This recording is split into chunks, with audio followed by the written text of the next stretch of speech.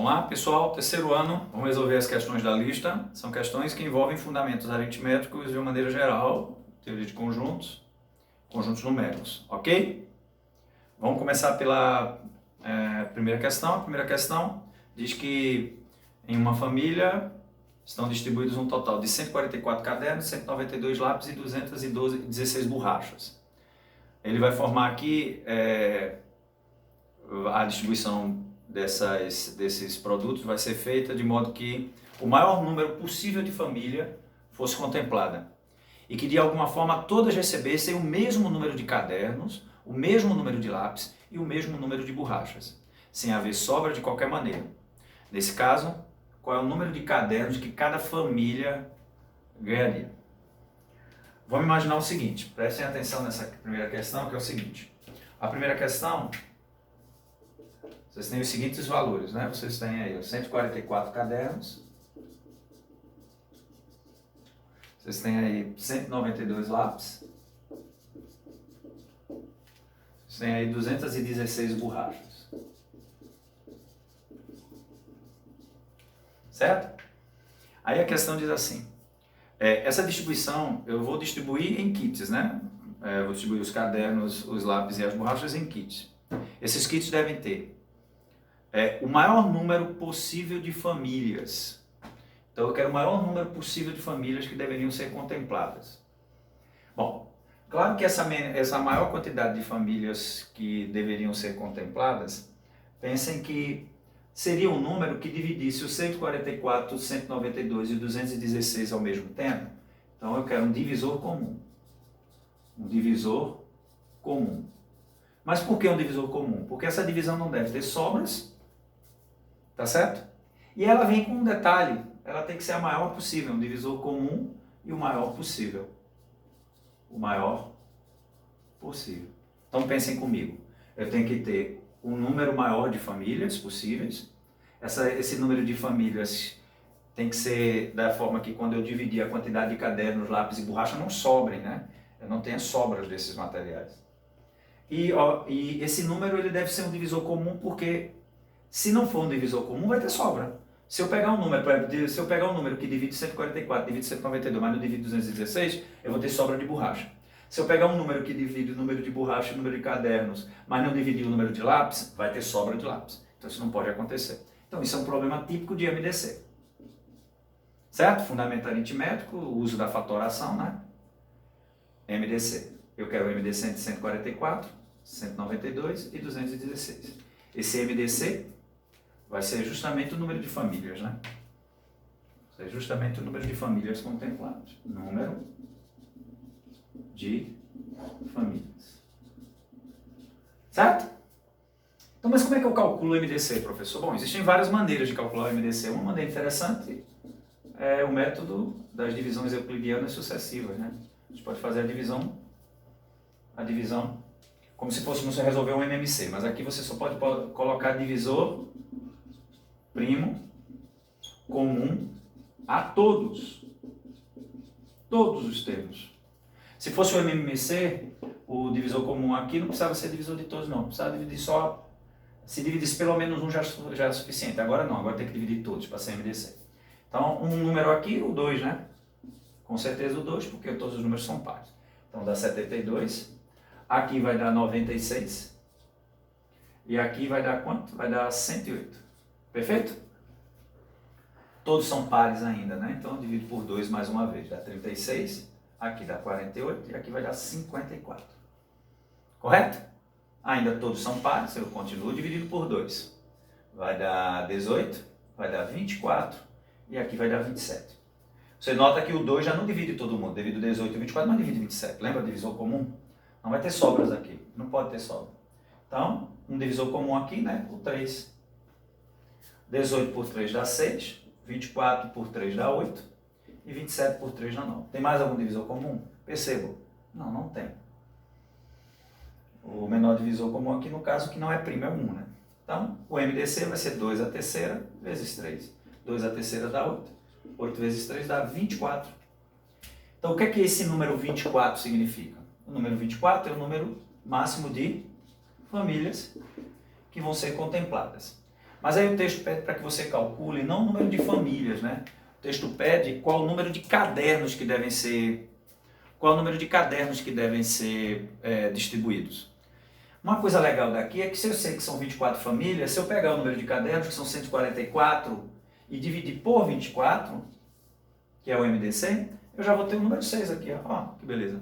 Então são 6 cadernos para cada família, são 8 lápis para cada família e são 9 borrachas para cada família.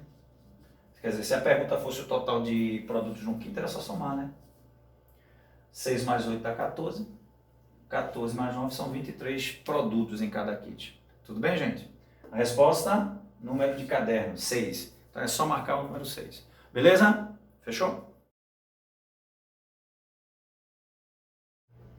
Ok. Vamos lá, pessoal. Segunda questão, uma questão de teoria de conjuntos. Vocês já têm a informação das questões.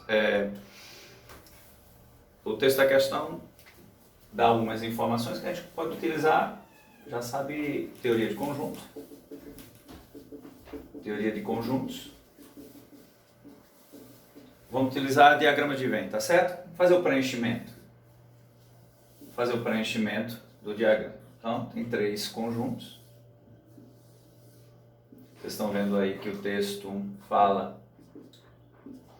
O texto fala o quê? O texto fala que numa população existem 3 marcas de sabonete, as marcas A, B e C, e que essa pesquisa que foi feita, pesquisa de mercado, observou-se que todos consumiam pelo menos uma das marcas, tá? Então todos,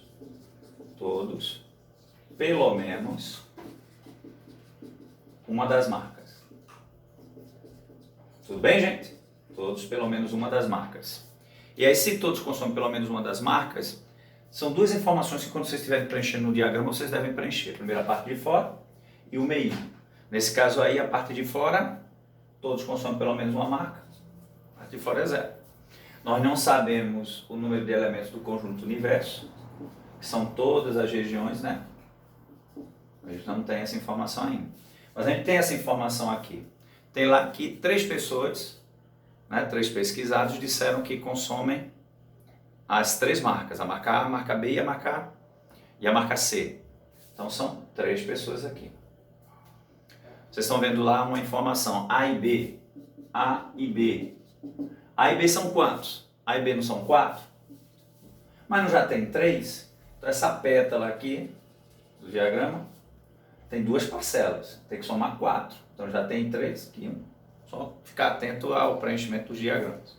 Vocês têm aqui, ó, B e C. Vamos ver B e C. B e C são 6. B e C são 6. São 2 parcelas. Você já tem 3? Então aqui é o que falta para 6. E no caso do A e C são quantos? Dá uma olhada. O A e C são 7. Então, eu tenho da mesma forma 2 parcelas, já tenho 3, então aqui 4. Falta o só A, só B, só C. Só ficar atento para não preencher aqui o valor de A, o valor de B e o valor de C. Não. O valor de A é formado por 4 parcelas. Nesse caso aqui, se eu quisesse preencher o diagrama sem me preocupar com as perguntas, né? Vamos preencher. Por exemplo, quantos consomem só A? Vamos ver quantos consomem A. Do total são 21 que consomem A. 21 consomem A. Mas eu já tenho aqui 8. Falta quanto para 21? 13. Fácil. O B. Vejam, quantos consomem B? Quantos dizem que consomem B? 17. Mas aqui já tem quanto? Aqui já tem 7. Então só B 10. E aqui é o último. O C, quantos consomem C? São 15 que consomem C. Mas as parcelas que formam o C, são 4 parcelas, eu já tenho, ó, 3, 3, 6, 6 com 4, 10. 10 para 15, 5. Qual é a pergunta do problema? Feita uma pesquisa de mercado, colher os seus resultados e a pergunta é: quantos consomem só C? Quantos consomem só C? Ficou fácil demais. Sim. Preenchimento de diagrama sempre começa pela parte de fora e o meio. É uma questão típica de problema com conjunto. Ok, gente? Fechou? Questão 3. Bom, a questão 3 é uma questão de números complexos, né? Você tem que simplificar uma expressãozinha numérica, né? Uma expressão com complexo. Vamos lá? Expressão com complexo está aí, ó. 1 sobre 1 menos i, mais 1 sobre 1 mais i. Como é que eu resolvo essa expressão, simplificar ela? Bom, eu posso, essa é uma divisão de complexo, é uma divisão de complexo. Eu posso simplesmente resolver cada uma das divisões de complexo. Ou você pode resolver isso como uma soma de duas frações, né? Como é uma soma algébrica, preste atenção. Qual é o mínimo algébrico aqui entre 1 menos i e 1 mais i? Como eles não têm fator algébrico comum, o mínimo algébrico é o produto, tá bom? É importante estudar matemática básica, expressões algébricas, operações com frações algébricas, para conseguir fazer esse tipo de expressão com um pouco mais de velocidade, tá bom? Então eu estou te dando, na verdade, o mínimo algébrico. O mínimo algébrico é o produto entre eles. Inclusive, isso é um produto notável, né? Produto notável. Produto notável. Qual é o produto notável? Produto da soma pela diferença. O que é que dá o produto da soma pela diferença? Dá o quadrado do primeiro menos o quadrado do segundo. Se vocês quiserem lembrar, né? Um lembretezinho, vocês podem fazer o quadrado da soma ou o quadrado da diferença, né? O quadrado do primeiro mais 2 vezes o primeiro vezes o segundo, mais o quadrado do segundo. Ok? Esse é o que a gente vai usar aqui. E na parte de cima, como é que eu faço a parte de cima? Exatamente como a gente soma frações, né? Divide pelo de baixo, multiplica pelo de cima. Então, dividindo isso por 1 menos i, vai sobrar 1 mais i. Vezes 1, dá 1 mais i. Perfeito? Se eu divido esse produto por 1 mais i, vai sobrar 1 menos i. Isso aqui dividido por 1 mais i, vai sobrar 1 menos i. Vezes 1, como o sinal daqui é de mais, eu não preciso do sinal de parêntese. De novo, divide isso por isso, corto o mais i com mais i, sobra 1 menos i. Se tivesse um mais aqui, teria que tomar cuidado com o sinal. Feito isso, o que é que acontece aqui embaixo? Eu já disse, é um produto notável. Quadrado do primeiro menos o quadrado do segundo. Em cima, bom, já viram que dá para simplificar 1 menos i com mais i, né? Dá 0. E 1 mais 1 dá 2. Preste atenção aqui, viu? Foco. Foco, gente. 1 ao quadrado dá 1. I ao quadrado. Quanto é que é i ao quadrado? É menos 1. Espera aí. Se i ao quadrado é menos 1, menos 1 com menos dá mais 1. Então, perfeito. Fica mais 1 aqui. Fica 2 dividido por 2. Bom, 2 dividido por 2 dá 1. Fechou a questão. Terceiro ano, quarta questão. Vamos lá? Então, a quarta questão diz assim: estudos e simulações são necessários para melhorar o trânsito, ok? Então, por exemplo, imagine que de um terminal rodoviário partam os ônibus de 3 empresas, A, B e C.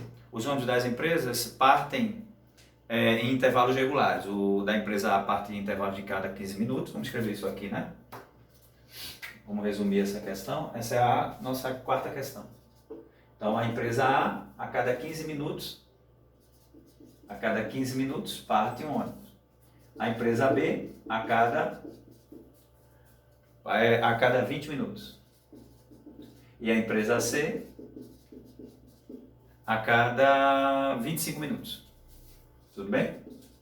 Aí o que é que acontece? Foi dito o seguinte, que às 7 horas partiram juntos. Partiram juntos às 7 horas. Vocês partiram juntos às 7 horas? Partiram juntos os 3, né? Os 3, simultaneamente. Os 3. Partiram juntos os 3 às 7 horas. Qual é o próximo horário?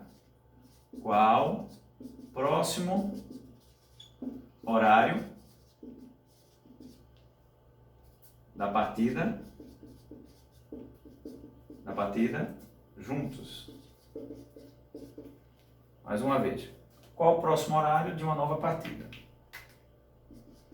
De nova partida juntos, certo? Então, peraí. Qual o próximo horário de nova partida juntos? Primeira observação é que se existem intervalos de 15 minutos, intervalos de 20 minutos, intervalos de 25 minutos, se vocês pegarem os múltiplos de 15, por exemplo, 0, 15, 30, vocês vão ter a escala de saída da empresa A. Se vocês colocarem os múltiplos de 20, vocês vão ter a escala de saída, no caso aqui, ó, os ônibus da empresa B saem a cada 20 minutos, então 0, 20, 40, 60, os da empresa C né? Esse zero seria o quê? Vamos imaginar que o zero, presta atenção nisso. Vamos imaginar que na nossa escala, o zero seria o momento em que eles saíram juntos, os três. Se esse aqui, que é o da empresa A, sai a cada 15, esse daqui da empresa B sai a cada 20, e o da empresa C sai a cada 25, pensem o seguinte: vão existir momentos, como esse aqui, é razoável de achar, que vão existir momentos em que eles vão partir juntos de novo. Esse intervalo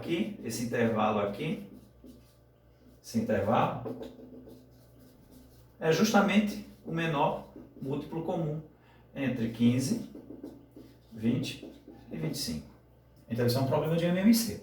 O MMC é o intervalo entre o zero e o primeiro momento, diferente de zero, em que eles vão sair. O zero aqui seriam as 7 horas, né? Mais o intervalo da próxima saída.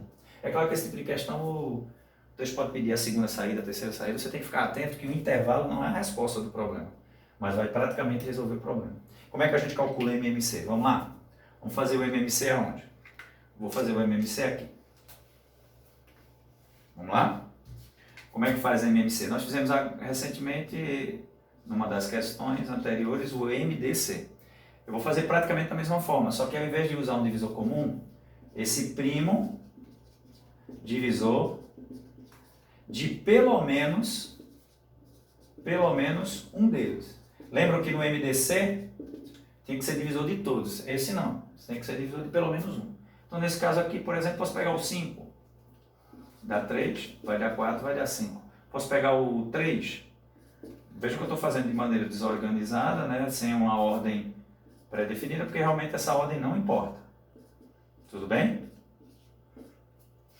E aí, feita a fatoração, 2 ao quadrado, vezes 3, vezes 5 ao quadrado. Se a gente for fazer a continha, 4 vezes 3 vezes 25, vão dar 300 minutos. Mas o que é que são esses 300 minutos? Os 300 minutos são 5 horas. Ok? Cada 60 minutos, 1 hora, são 5 horas. Mas o que é que são as 5 horas? Não vai ser um intervalo? Então, esse intervalo dura 5 horas. A cada 5 horas, os 3 ônibus saem juntos. Se a primeira hora foi às 7 horas, se eu somar mais 5 horas, que é o MMC, vão dar 12 horas. Essa é a hora da partida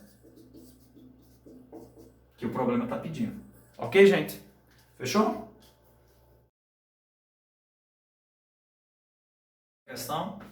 Uma questão que fala de 1,8 dias, né? Quinta questão, 1,8 dias.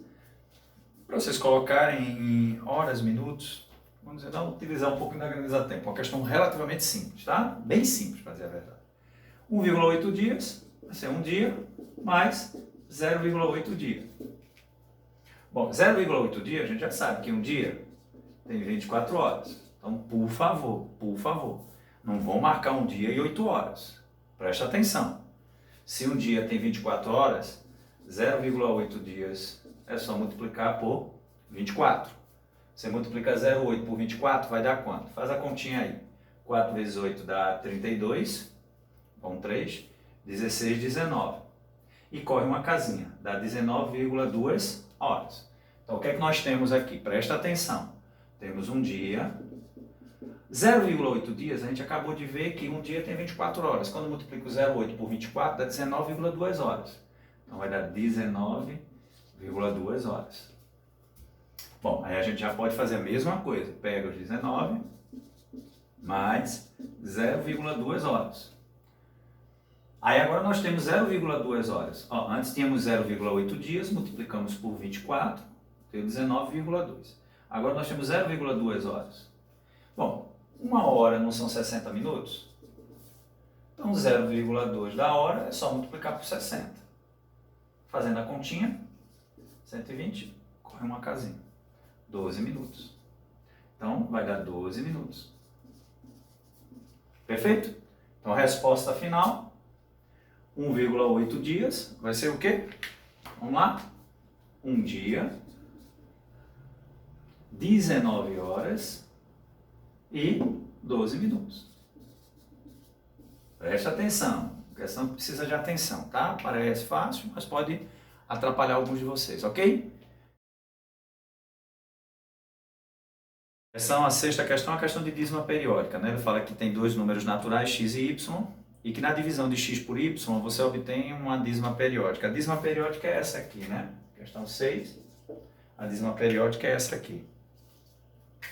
7,36, pontinhos. Bom, como nós temos uma dízima periódica, ele acabou de dizer que essa dízima periódica é a divisão de dois números naturais x e y.